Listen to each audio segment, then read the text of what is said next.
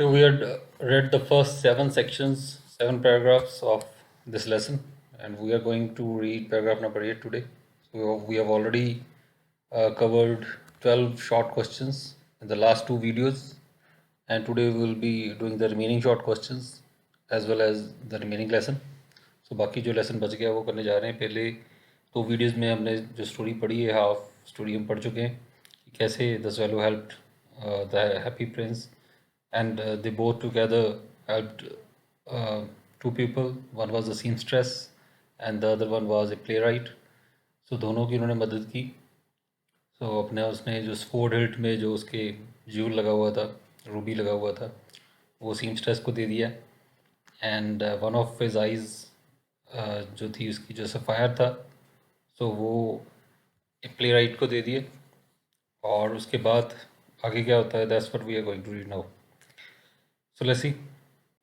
The next day the swallow flew down on the harbour. और अगले दिन जो स्वेलो था वो उड़ के हार्बर, बंदरगाह, समुद्री किनारा जहाँ जहाज़ होते हैं, खड़े होते हैं जहाज़, सो वहाँ पे उड़ के गया वो swallow. He sat on the mast of a large vessel. एक जो बड़ा वेसल था, बड़ा शिप था, उसके मास्ट पे उसके जो पोल था उसके ऊपर वो बैठा. And watch the sellers working. और जो सेलर्स थे वहाँ पे, जो नाविक थे, शिप चलाने वाले जो लोग थे, उनको उसने देखा काम करते हुए. I am going to Egypt. वो कहने लगा मैं इजिप्ट जा रहा हूँ. Cried the swallow. स्वेलो चिल्लाया, बट नो बडी माइंडेड. लेकिन किसी ने भी कोई ध्यान नहीं दिया. And when the moon rose. और जब चंद्रमा निकला, he flew back to the happy Prince. उड़ के वापस आ गया हैप्पी प्रिंस के पास. बोला I have come to bid you goodbye. He cried. वो चिल्लाया, वो कहने लगा मैं आपको गुड बाय करने आया हूँ. Swallow swallow little swallow said the prince. और प्रिंस फिर वही कहने लगा जैसे कह रहा था, swallow swallow little swallow, will you not stay with me one night longer. और एक बार फिर, तीसरी बार उसने यही कहा कि क्या तुम एक रात और मेरे साथ नहीं रुकोगे. It is winter answered the swallow. Swallow ने कहा विंटर हो गई है, सर्दी हो गई है. And the snow will soon be here. और जल्दी स्नो पड़नी भी शुरू हो जाएगी, यहाँ पे स्नो आ जाएगी. In Egypt the sun is warm. और इजिप्ट में जो सन है वो वार्म है, वहाँ पे ठंड नहीं है. On the green palm trees. और वहाँ पे जो ग्रीन पाम ट्रीज़ हैं. And the crocodiles lie in the mud. और वहाँ पे जो क्रोकोडाइल्स हैं, मगरमच्छ हैं, वो मड पे, कीचड़ पे लेटते हैं.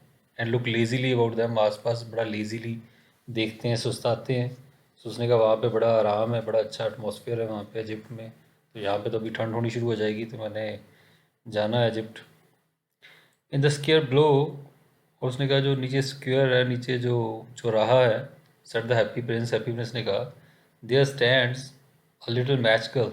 सो वहाँ पे एक छोटी सी मैच गर्ल है जो मैच स्टिक्स बेचती है, माचिस की डब्बियाँ बेचती है, लड़की है वहाँ पे. She has let her matches fail in the gutter.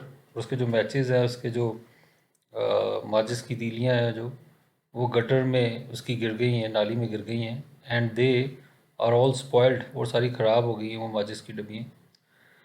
Her father will beat her. और उसके जो फादर हैं उसको मारेंगे. If she does not bring home some money. यदि वो कुछ पैसे कमा के घर ना लेके गई तो उसके पिता उसको मारेंगे. And she is crying. और वो इसलिए रो रही है. So this is the one of the question that we are going to do later. सो अगला क्वेश्चन यही है कि why was the match girl crying. जो मैच गर्ल थी वो रो क्यों रही थी. So she was crying because all her matches had fallen into the gutter and were spoiled, and her father would beat her if she did not bring home some money. So that's why she was crying. So ये उसी का answer है कि क्यों रो रही थी, उसका कारण यहाँ पे लिखा हुआ है. She has no shoes or stocking. और ना तो उसके शूज़ हैं या स्टॉकिंग है, सॉक्स वगैरह ऐसा कुछ भी नहीं है पैरों में उसकी. And her little head is bare. और उसका छोटा सा जो सिर है वो भी बेयर है, सिर भी नंगा है, उस पर कोई कैप वगैरह, टोपी वगैरह नहीं है. Pluck out my other eye. और उसने कहा कि मेरी दूसरी आई को भी निकाल लो. And give it to her. और वो उसको दे दो. And her father will not beat her. और उसके पिता उसको फिर नहीं मारेंगे, नहीं पीटेंगे उसको. आई will stay with you one night longer set the swallow. Swallow ने कहा अच्छा मैं एक रात और तुम्हारे साथ रुकूंगा. But I can not pluck out your eye. लेकिन मैं तुम्हारी आँख नहीं निकाल सकता। You would be quite blind then, फिर तो तुम बिल्कुल ब्लाइंड हो जाओगे, बिल्कुल अंधे हो जाओगे। Swallow swallow little swallow said the prince. Prince उसको कहने लगा, उसको प्यार से जैसे बुलाने लगा फिर। Do as I command you. उसने कहा जैसे मैं तुम्हें कमांड कर रहा हूँ, जैसे हुक्म दे रहा हूँ, जो भी कह रहा हूँ तुम्हें वैसा ही करो। So he plucked out the prince other eye. और उसने प्रिंस की दूसरी आई भी निकाल ली खींच के। एंड डाटर डाउन, और डाटर डाउन तेजी से नीचे को वो गया। विद इट, उसको लेके वो चला गया। He shot past the match girl, वो तेजी से उसके पास से उड़ के गया मैच गर्ल के। And slipped the jewel into the palm of her hand, और उसके पाम में, उसकी हथेली पे वो जो ज्यूल था, जो मोती था, उसकी आंख निकाली थी उसने, सफ़ायर जो निकाला था, तो उसके हथेली पे छोड़ के उसको कैच करा के तो वो वहाँ से चला गया। What A lovely bit of glass. उसने कहा कितना प्यारा कांच का टुकड़ा है। क्राइड द लिटिल गर्ल, वो छोटी लड़की जलाई। उसको तो पता नहीं था कितना कीमती है, तो बोली कितना प्यारा कांच का टुकड़ा है। And she rain home laughing, और उसको लेके वो हंसती हुई घर की ओर दौड़ गई। Then the swallow came back to the prince, और फिर स्वेलो वापस आया प्रिंस के पास। उसने कहा you are blind now, he said. उसने कहा तुम अब ब्लाइंड हो चुके हो, अंधे हो चुके हो। So I will stay with you always. So इसलिए मैं हमेशा तुम्हारे साथ रहूँगा। So this is also one of the questions कि why did the fellow decide that he would remain with prince forever. So क्यों उसने ऐसा डिसाइड किया कि वो प्रिंस के साथ रहेगा। तो the answer is right here कि because the prince had become blind after giving away his eyes, after giving away the sapphires which were his eyes. So therefore, the swallow felt sympathetic towards him and decided that he would remain with him forever. So यही उसका answer है क्यों उसने उसके साथ रहने की बात की, क्योंकि वो ब्लाइंड हो चुका था और वो उसके मन में सिंपैथी आ गई, हमदर्दी आ गई उसके प्रति, तो इसीलिए उसने ऐसा किया। So this is the next question. No little swallow, said the poor prince. Poor prince ने कहा, बेचारे प्रिंस ने कहा कि नहीं swallow, you must go away to Egypt. तुम्हें ज़रूर इजिप्ट जाना चाहिए। No, I will stay with you always. उसने कहा मैं हमेशा ही तुम्हारे साथ रहूँगा, सेड द स्वेलो। स्वेलो ने कहा। And he slept at the Prince feet, और वो प्रिंस के पैरों में ही सो गया। ऑल द नेक्स्ट डे, और सारा अगला दिन, ही sat on the Prince shoulder, Prince के कंधे पे वो बैठा रहा। And told him stories what he had seen in strange lands, और उसको कहानियाँ सुनाता रहा उसके कंधे पे बैठ के कि जो स्ट्रेंज लैंड्स, अजीब जो स्थान है जहाँ पे भी वो घूमा है। सुसवेलो कई जगह पे गया था, कई शहरों पे, कई स्थानों पे घूमा था, तो उनकी कहानियाँ जो है वो सुनाने लगा उसको। Dear little fellow, said the prince. Prince ने कहा, dear little fellow, you tell me of marvellous things. तुम मुझे बड़ी मार्वलस थिंग्स, बड़ी शानदार वंडरफुल चीज़ों के बारे में बता रहे हो। But more marvellous than anything, लेकिन किसी भी और चीज़ से ज़्यादा जो मार्वलस, जो शानदार चीज़ है, is the suffering of man end of women. तो उसने कहा वो तो जो आदमी और औरत है, जो इंसान है, उनकी जो सफरिंग है, तकलीफ़ है, तो उससे ज़्यादा कुछ हैरानीजनक नहीं है। There is no mystery so great, कोई भी मिस्ट्री, कोई भी रहस्य इतना बड़ा नहीं है, एज मिजरी, जितना कि मिजरी है, जितना कि बेचारगी है, दुख है, तकलीफ़ क्यों होती है, ये सबसे बड़ा रहस्य है। फ्लाई ओवर माई सिटी, मेरे शहर के ऊपर उड़ के जाओ little fellow. And tell me, और मुझे बताओ, व्हाट यू सी देयर, तुम वहाँ पे क्या तुम्हें नज़र आता है। तो कहते मेरे शहर को घूम के आओ, सारा देख के आओ, आके मुझे बताना है शहर में तुम्हें क्या क्या दिखता है।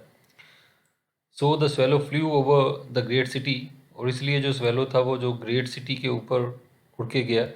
And saw the rich making Mary, और उसने देखा जो रिच है मेकिंग मैरी, बड़ा वो आराम कर रहे हैं, बड़ा आनंद ले रहे हैं। इन देयर ब्यूटीफुल हाउसेज, अपने खूबसूरत घरों में। While the beggars were sitting at the gates, और जो बेगर्स हैं, जो भिखारी हैं, वो गेट्स पे बैठे हुए हैं। He flew into dark lanes, और अंधेरी गलियों में उड़ के गया। And saw the white faces of starving children, और सफ़ेद चेहरे देखे उसने, रंगहीन चेहरे देखे स्टार्विंग चिल्ड्रन के, भूख से तड़प रहे बच्चों के, भूख से मर रहे बच्चों के। Looking out listlessly at the black streets, और लिस्टलेसली बिल्कुल जैसे खोए हुए कहीं जो ब्लैक स्ट्रीट्स थे, काली गलियां थी, उनमें कुछ देख रहे थे।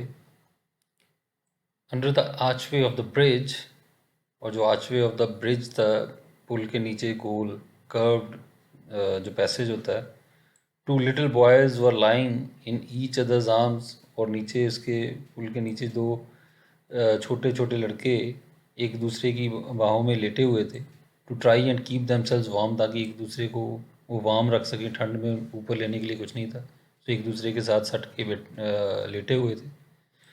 How hungry we are, they said, उन्होंने कहा हम कितने हंग्री हैं, कितने भूखे हैं। You must not lie here, shouted the watchman, इतनी देर में जो वॉचमैन था वो चिल्लाया, उसने कहा कि तुम्हें यहाँ पे नहीं लेटना चाहिए। तो चौकीदार ने, वॉचमैन ने कहा, and they wandered out into the rain, और वो उन्हें वांडर आउट, भटकना पड़ा बाहर रेन में, और ठंड में उनको बाहर निकलना पड़ा बारिश में।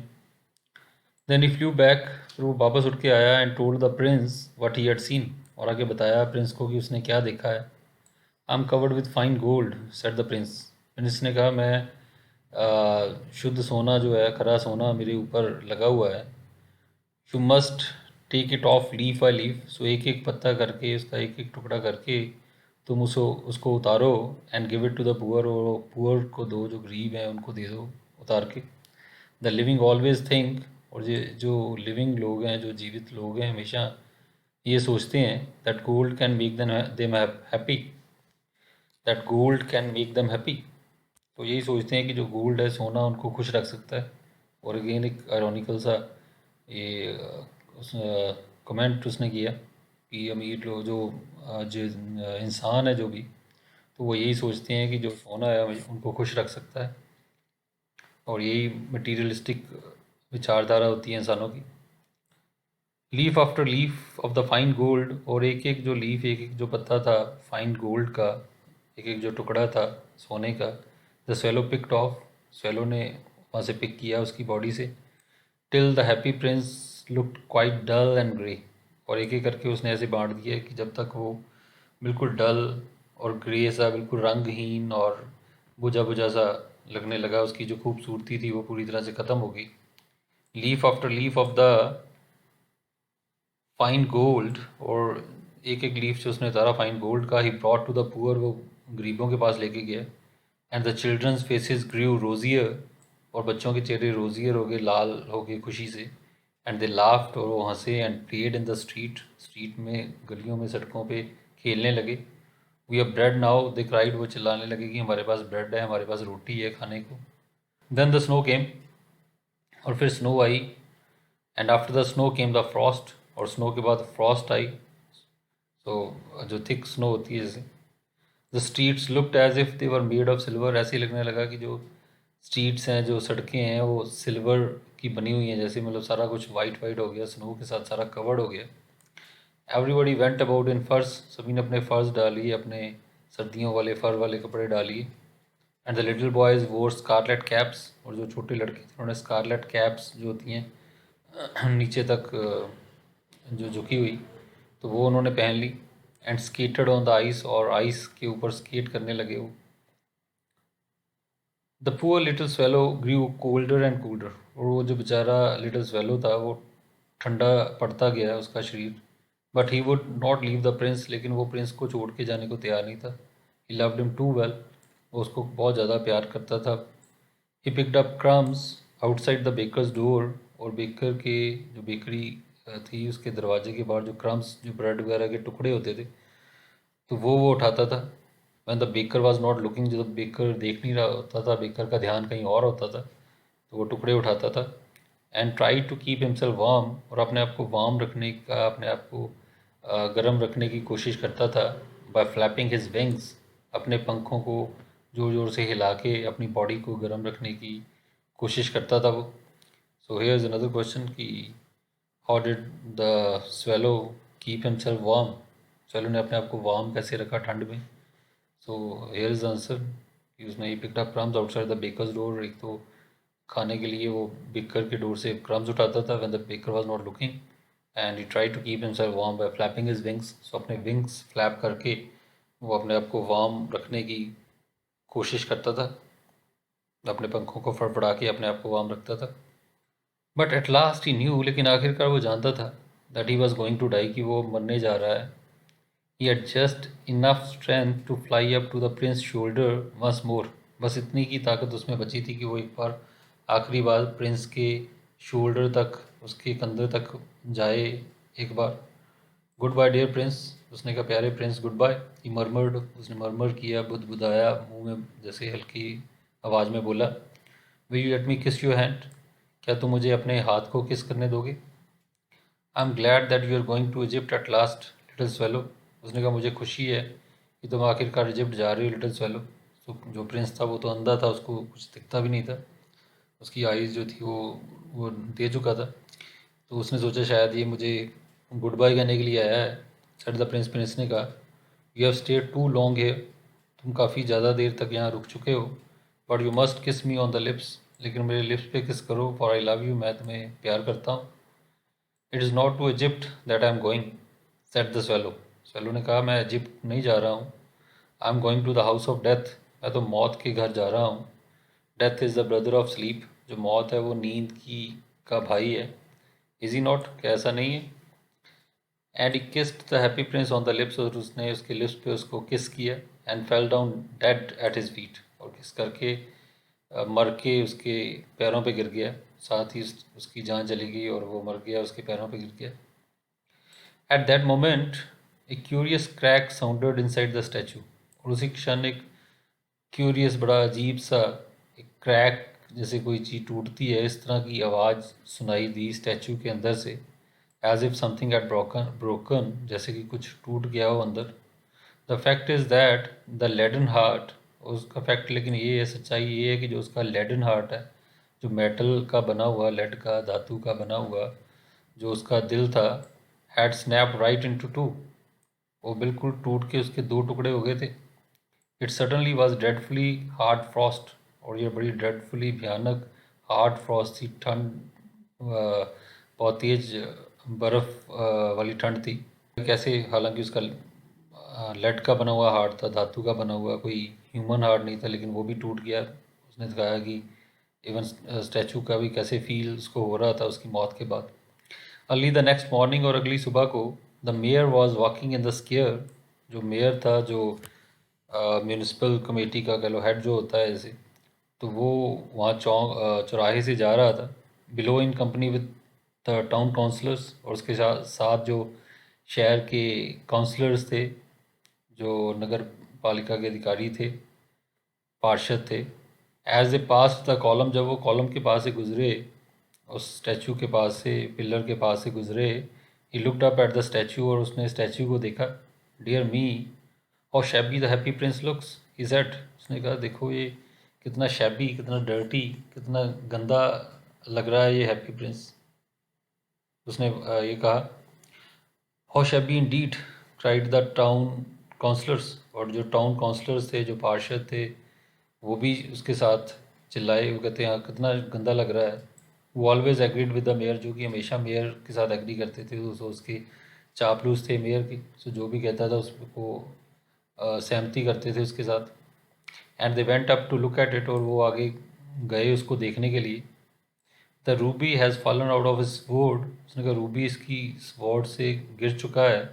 हिज आइज़ आर गॉन, इसकी आंखें भी जा चुकी हैं। And he is golden no longer, और अब ये गोल्डन भी नहीं रहा, अब सुनहरी भी नहीं रहा, गोल्ड भी नहीं रहा इसके ऊपर। सेड द मेयर, मेयर ने कहा, in fact he is little better then A bagger, और उसने कहा कि लिटिल बेटर, ना के बराबर ही बेहतर होगा बैगर से, बिल्कुल भिखारी जैसे ही लग रहा है। Little better than the beggar, said the town councillors, और उन्होंने भी उसकी हाँ में हाँ मिलाई, जो वो बोल रहा था वो भी उसने बोला लगा कि little better than beggar, beggar से ना के बराबर बेहतर बेहतर। And here is actually a dead bird at his feet, उसने कहा देखो यहाँ पे एक मरा हुआ पक्षी भी पड़ा है इसके पैरों में। कॉन्टिन्यूड द मेयर, मेयर आगे कहने लगा, we must really issue a proclamation, और हमें एक प्रोक्लेमेशन, एक अनाउंसमेंट करनी चाहिए, इशू करनी चाहिए, that birds are not to be allowed to die here, कि बर्ड्स को यहाँ मरना अलाउड नहीं है। And the town clerk made a note of the suggestion, और जो टाउन क्लर्क था उसने उसको नोट कर लिया कि ये मेयर जो सर हैं ये सजेशन दे रहे हैं कि यहाँ पे पक्षियों का मरना अलाउड नहीं है, तो उसने नोट कर ली अपने डायरी में ये बात। So they pull down the statue of the happy Prince, और फिर उन्होंने इसलिए जो स्टैचू था हैप्पी प्रिंस को, उसको पुल डाउन कर दिए, उसको खींच के उतार लिया वहाँ से। As he is no longer beautiful, he is no longer useful, क्योंकि अब ये खूबसूरत नहीं रहा, तो इसलिए भी यूज़फुल नहीं है। Said the art professor at the university, तो जो आर्ट प्रोफेसर था वहाँ की यूनिवर्सिटी का, उसने कहा ये अब खूबसूरत नहीं, खूबसूरत चीज़ जो नहीं है वो उसका कोई फ़ायदा नहीं है। So again an ironical statement. और so once again we have an answer over here, यहाँ पे भी एक आंसर है। So why was the statue of Happy Prince pulled down, तो क्यों हैप्पी प्रिंस का स्टैचू है उसको नीचे उतार लिया गया। तो ये जो लास्ट पैराग्राफ हमने पूरा पढ़ा है उसमें ही इसका आंसर है। और फाइनल स्टेटमेंट ये है कि he was no longer beautiful as the jewels and the gold had gone off from his body, from the statue. So therefore it didn't look beautiful, therefore it didn't look very good, so it looked ugly to the mayor. So that's why it was pulled down. तो यही कारण था कि उसका जो gold था, जो उसके सफ़ायर्स थे, उसके जो ज्यूल्स थे, वो सारे उतर गए थे, और अब वो ब्यूटीफुल नहीं लग रहा था, वो अगली लग रहा था देखने में लोगों को, मेयर को। तो और उन्होंने कहा जो ब्यूटीफुल नहीं है वो यूज़फुल नहीं है, so that's why it was pulled down. Then they melted the statue in a furnace, और फिर उन्होंने स्टैचू को मेल्ट किया इन ए फर्नेस में, एक भट्ठी में उसको गलाया, स्टैचू का जो मेटल का जो बचा हुआ शीट था। बट स्ट्रेंज थिंग, उसने कहा कितनी स्ट्रेंज बात है, कितनी अजीब बात है। Said the overseer of the workman at the foundry, तो जो वर्कमैन थे, जो मजदूर थे फाउंड्री में, वहाँ भट्टी में काम करने वाले, तो उनको जो देखता था व्यक्ति, तो उसने ये कहा कि कितनी अजीब बात है। This broken lead heart will not melt in the furnace, ये जो ब्रोकन लेड हार्ट है, ये धातु का मेटल का जो बना हुआ है, ये जो टूटा हुआ दिल है, ये तो पिघल ही नहीं रहा हर फर्नेस में, इस भट्टी में। वैसे तो मेटल पिघल जाता है भट्टी में, तो वो कहते बाकी चीज़ तो पिघल गई, लेकिन ये नहीं पिघल रहा। We must throw it away, हमें इसे फेंक देना चाहिए, इसका कोई फ़ायदा नहीं, पिघल नहीं रहा तो। So they threw it on a dust heap, और उन्होंने मिट्टी के ढेर पे उसको फेंक दिया, लेटन हार्ट को। Where the dead swallow was also lying, जहाँ पे जो मरी हुई स्वेलो भी पड़ी हुई थी उसी मिट्टी के ढेर पे, वहीं पे वो जो दिल था उसका लेड से बना हुआ, धातु से, मेटल से बना हुआ, तो वो फेंक दिया। Bring me the two most precious things in the city, said God to one of his angels. तो गॉड ने, परमात्मा ने अपने एक एंजल, अपने एक फरिश्ते से कहा कि मुझे दो सबसे प्रीशियस थिंग्स, सबसे कीमती चीज़ें शहर में से ला के दो। And the angel brought him, और जो एंजल लेके आया, फरिश्ता लेके आया, the lead heart and the dead bird. So God ने कहा दो सबसे कीमती चीज़ें लाओ, और जो दो सबसे कीमती चीज़ें लगी एंजल को, वो यही थी, एक लेड हार्ट था हैप्पी प्रिंस के स्टैचू का, और दूसरा डेड बर्ड, ये दोनों चीज़ें वो लेके आया। So this is our last short question. What were the two most precious things in the city? The two most precious things in the city were the lead heart of the happy prince and the dead swallow. So these were the two most precious things according to the angel. You have rightly chosen.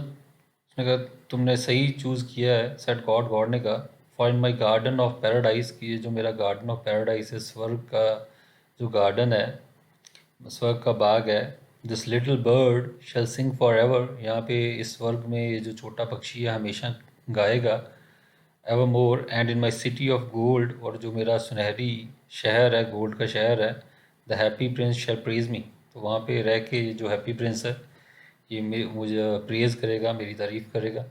So God ने कहा कि ये दोनों का निवास मेरे स्वर्ग में होगा, मेरे पास होगा, तो इनको मैं अपने पास रखूँगा।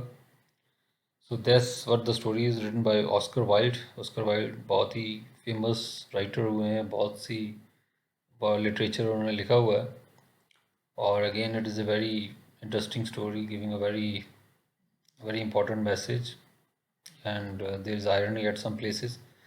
सो काफ़ी अच्छी कहानी है, बड़े अच्छे तरीके से इसमें मैसेज भी दिया गया है। So I hope the whole lesson is clear to you, and in the process we have also done the short answer questions, वो भी हमने कर लिए हैं साथ साथ में.